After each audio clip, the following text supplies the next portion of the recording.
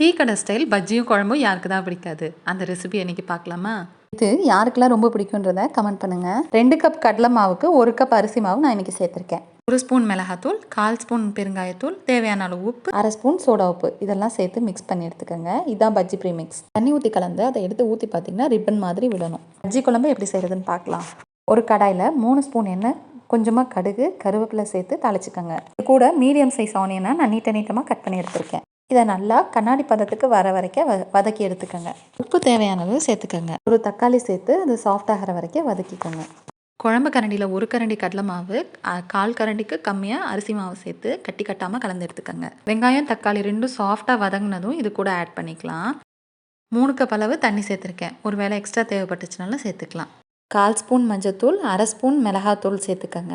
இது கூடவே கறி மசால் கொஞ்சமாக சேர்த்து நல்லா கொதிக்க விட்டுருங்க. 10 மினிட்ஸுக்கு மேலே கண்டிப்பாக கொதிக்கணும். கொஞ்சமாக கொத்தமல்லி, புதினா சேர்த்து இறக்குனீங்கன்னா குழம்பு ரெடி. வாழைக்காயை இன்றைக்கி நான் ஒரு பக்கம் மட்டும் தோல் சீவி எடுத்துக்கிறேன். அப்போ தான் டீ கடையில் கொடுக்குற மாதிரியே சைடில் தோல் வரும். முன்னவே ரெடி பண்ண பஜ்ஜி மாவில் டிப் பண்ணி எண்ணெயில் போட்டிங்கன்னா சூப்பராக ஊப்பி வரும்.